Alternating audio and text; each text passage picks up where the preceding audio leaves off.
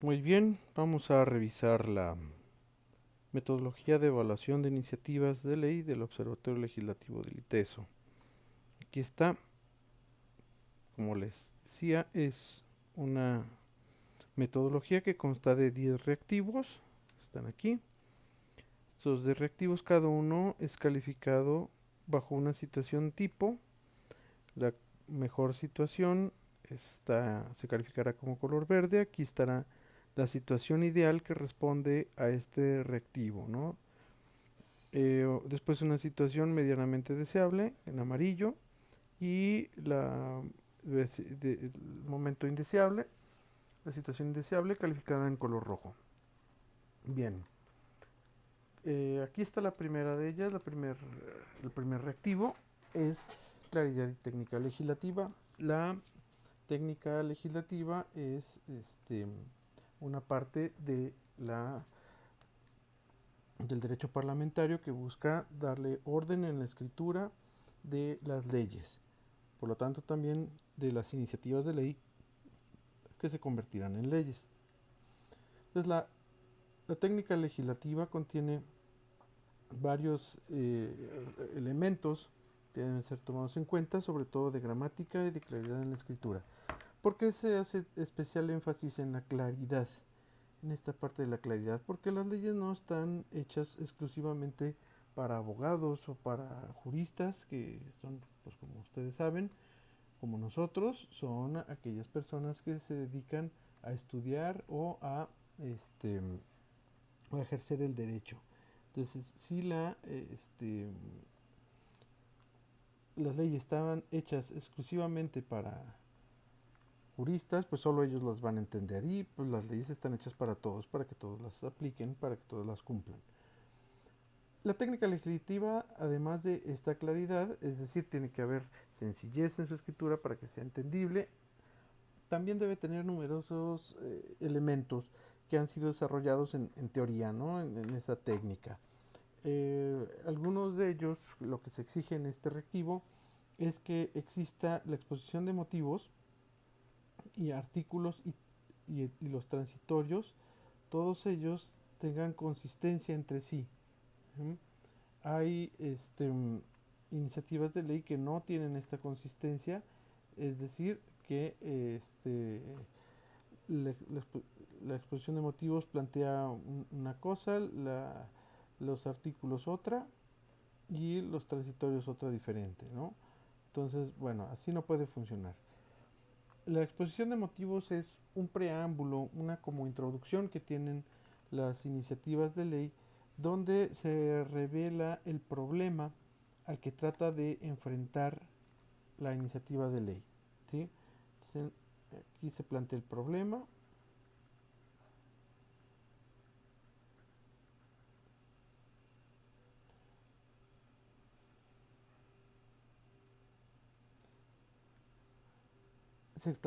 También los fundamentos de ley, o sea, las leyes que anteceden. No, esto no está escribiendo. Y bueno, la exposición de motivos plantea también las motivaciones del legislador para hacer la iniciativa. Los artículos, esta debe estar al principio. Los artículos es la unidad básica de ordenación del texto jurídico de las leyes. Las leyes, su unidad básica, se organizan por artículos y estos artículos se conjuntan en capítulos que también estos pueden dividirse en secciones. Los capítulos conforman títulos. Los títulos o capítulos pueden formar también libros, pero esto ya es cuando son este, instrumentos normativos muy grandes, ¿no? Códigos grandotes, etcétera. Y hacia abajo los artículos tienen fracciones.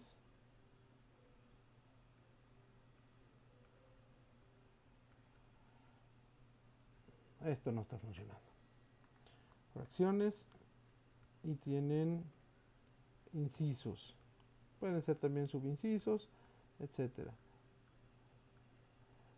Y los transitorios son otros artículos que dicen qué va a pasar con esta iniciativa de ley mientras entra en vigor. No todas las iniciativas de ley entran en vigor de inmediato de que se aprobaron. Algunas tardan más, sobre todo, por ejemplo, las reformas constitucionales grandes. Entonces, mientras ocurre la aplicación, la entrada en vigor plena de la nueva ley o de la ley reformada, tiene que haber algunos transitorios.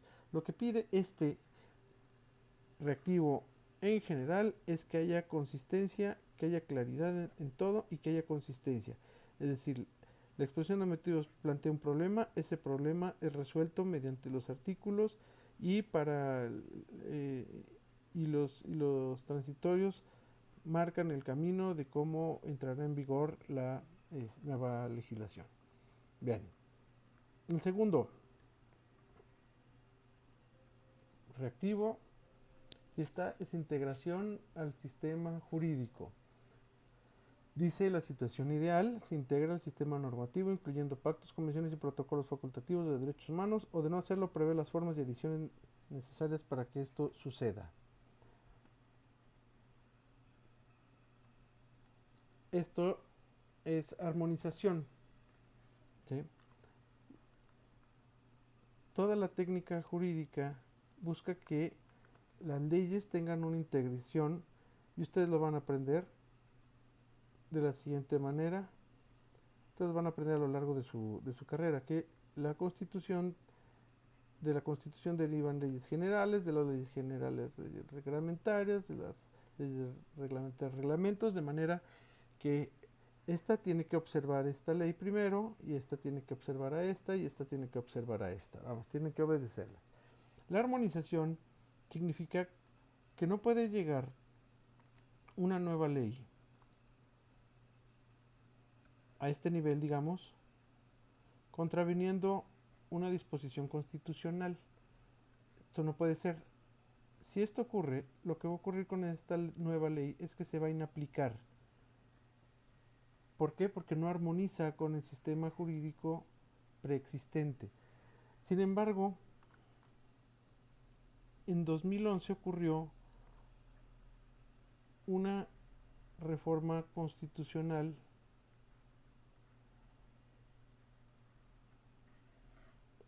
que lo cambió todo. A la par de la Constitución, al mismo nivel, puso tratados internacionales de derechos humanos.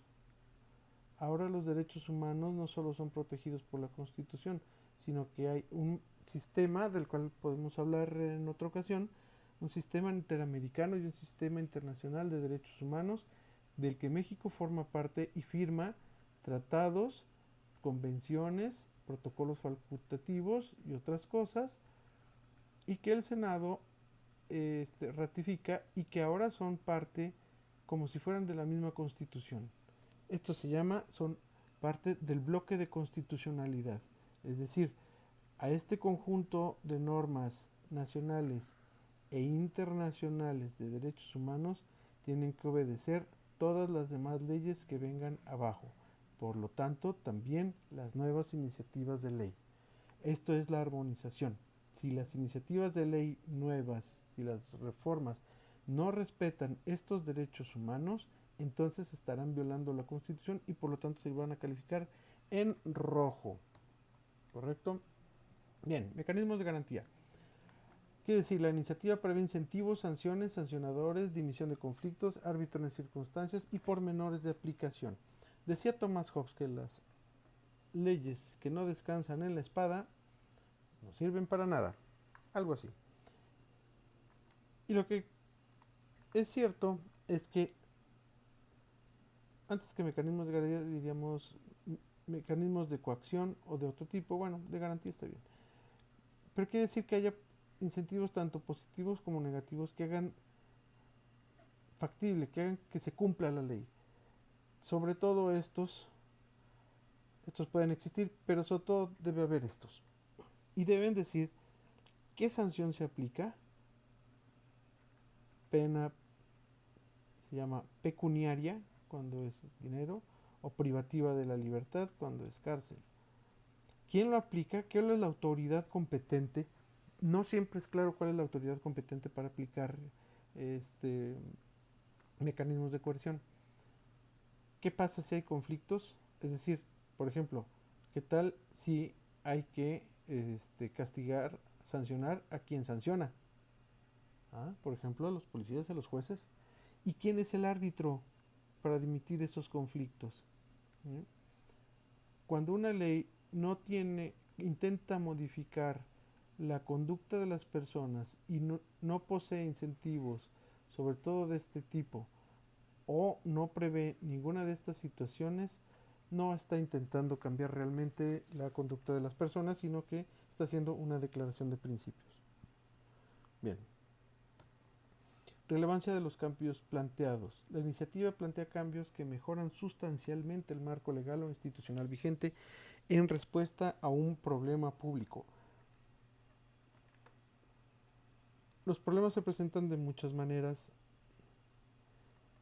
y las soluciones también. Los problemas tienen la particularidad de ser complejos. ¿Qué quiere decir complejos? Que tienen varias partes, que no solo tienen una parte, sino varias. Dijimos aquí hay algo amorfo, pero bueno, es un problema con muchas partes. Y la relevancia de los cambios tiene que ser tal que el marco jurídico se modifica para hacer un cambio en cuando menos una parte importante de ese problema. Digamos esto. Si el cambio que propone es pequeño y además va a modificar una parte de la realidad que no es el problema, entonces esto no nos sirve. ¿Eh? Esta no nos sirve. Esto se atribuye, dicen que poco antes de la Revolución Francesa este, a la reina de Francia le llegaron con el problema de que la gente no tenía que comer y ella dijo que coman pastelillos. Bueno, este es un tipo de un cambio que no representa ninguna relevancia, que no cambia nada. Obviamente lo dijo con desgano, ¿no? Pero hay iniciativas que por falta de visión o de conocimiento de la realidad o del problema que se está intentando atacar, no lo resuelve o no lo resuelve de manera suficiente. Por lo tanto, el reactivo que dice relevancia de los cambios significa que el marco legal esté cambiado sustancialmente y que además haga una modificación también sustancial en el problema. No necesariamente lo tiene que responder todo. ¿Sí?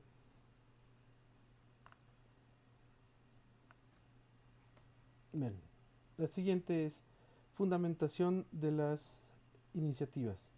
La fundamentación de las iniciativas nos dice aquí el instrumento de evaluación. Dice que la propuesta se sustenta en una relación causa-efecto plausible, sustentada en la opinión de afectados por la disposición propuesta y en la de expertos con relación a temas tocados por la disposición y propone disposiciones legales coherentes con eso. Bien, ¿qué significa esto?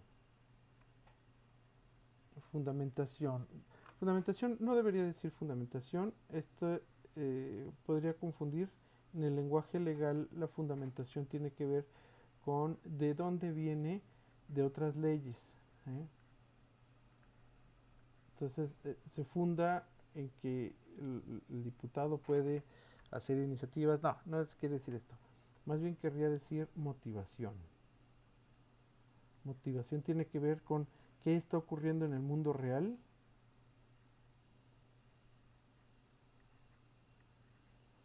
Bueno, no escribe esto.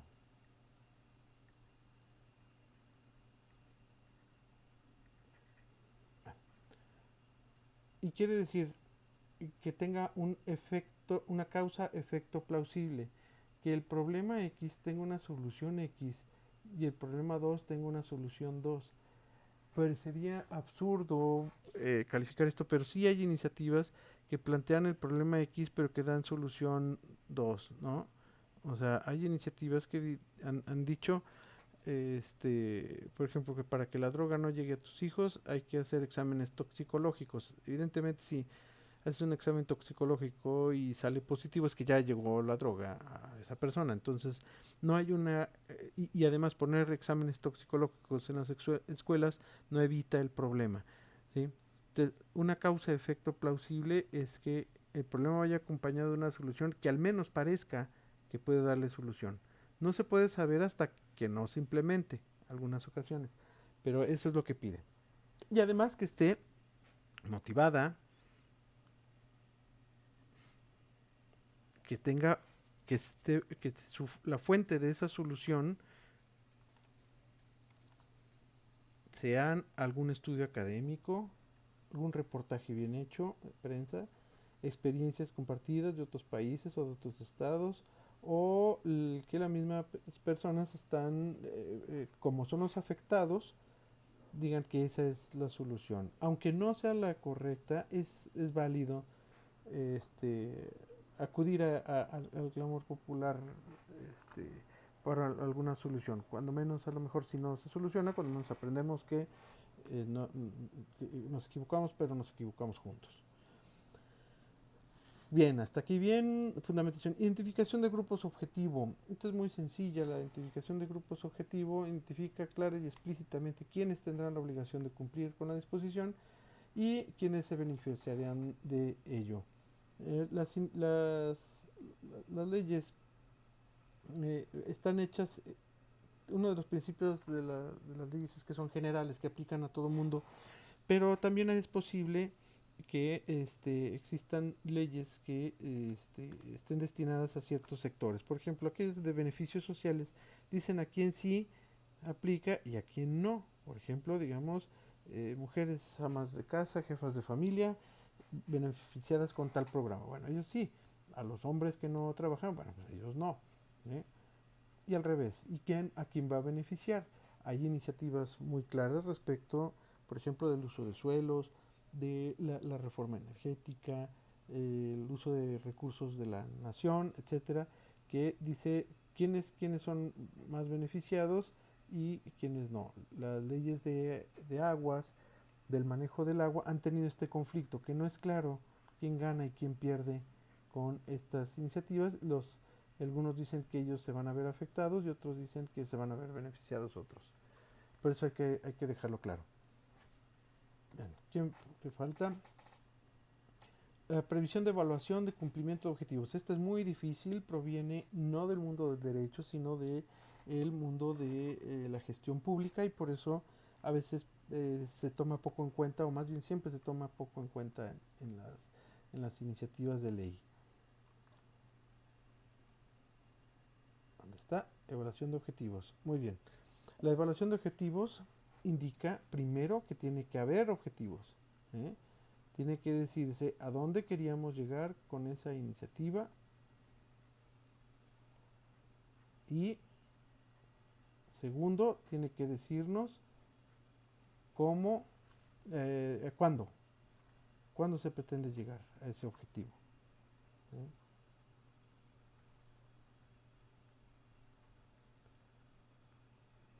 Y cómo se va a evaluar. ¿Qué es lo que pasa con las iniciativas? Que son de muy buena intención, muchas de ellas, pero los objetivos no están bien planteados. Cuando no están los objetivos planteados, no sabemos si llegamos. Es un camino,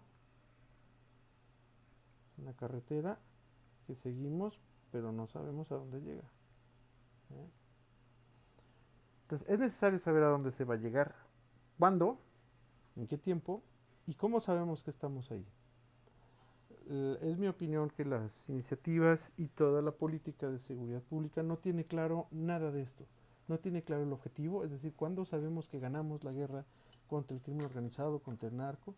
No planteamos un plazo, porque llevamos 2 sexenios, 12 años con esta guerra. Algunas personas no conocen otra vida que la guerra contra el narcotráfico y tampoco sabemos cómo se va a evaluar. Es decir, si algún día logramos ganar esa guerra, no sabemos cómo la ganamos.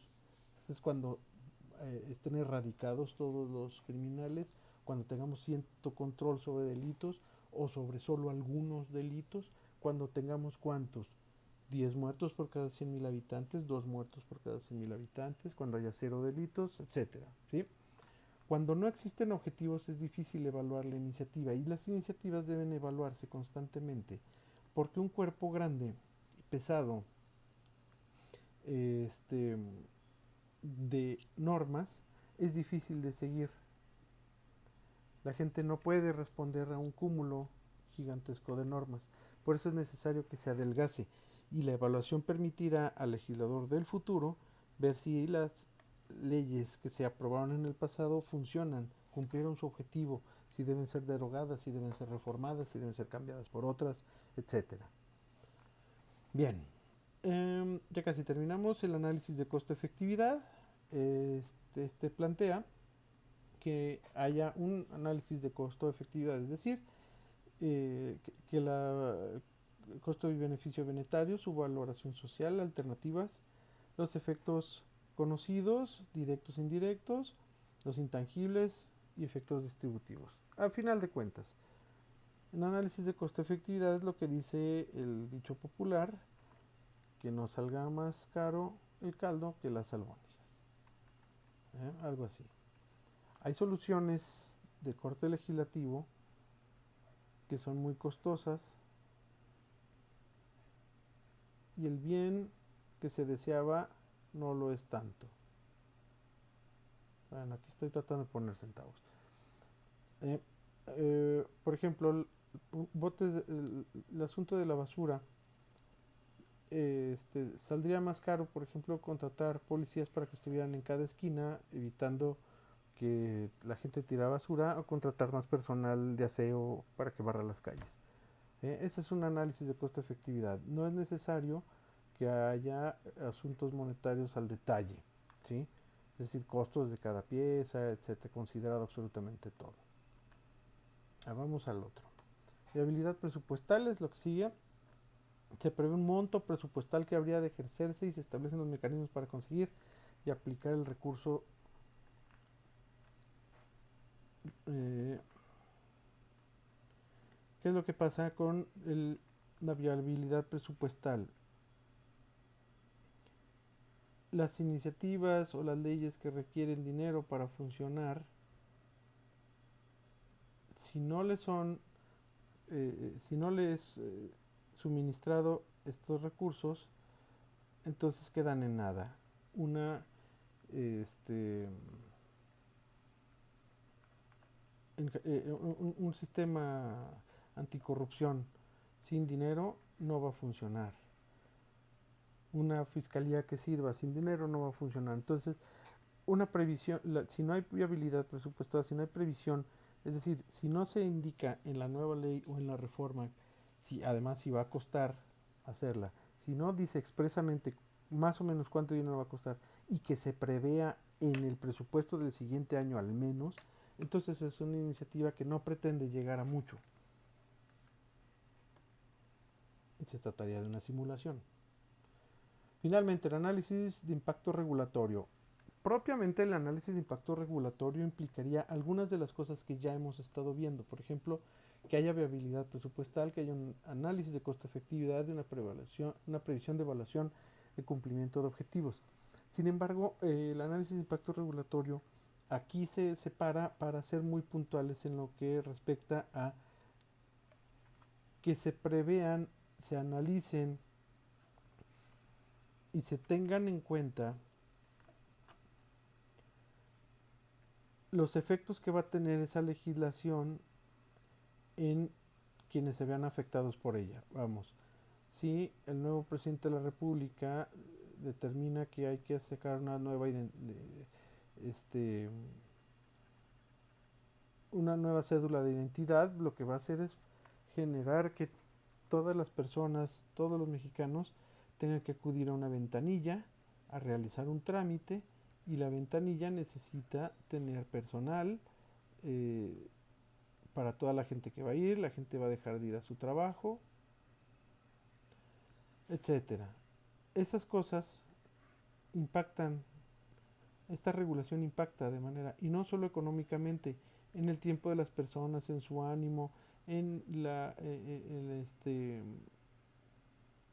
y la imagen del gobierno, etcétera. Y hay algunas que son muy costosas, por lo tanto es necesario hacer el impacto regulatorio. Bueno, pues eh, es cuanto quería decirles. Ya tienen su material. Con esto vamos a trabajar. Las iniciativas se evalúan todas, casi todas las que son de beneficios sociales, que tienen un problema planteado, van a aplicar para todos los reactivos. Y bueno, pues con esto vamos a trabajar en clase. Tus preguntas, pues como siempre, ya tenemos los canales abiertos, háganmelas llegar, y si no, pues nos vemos en clase.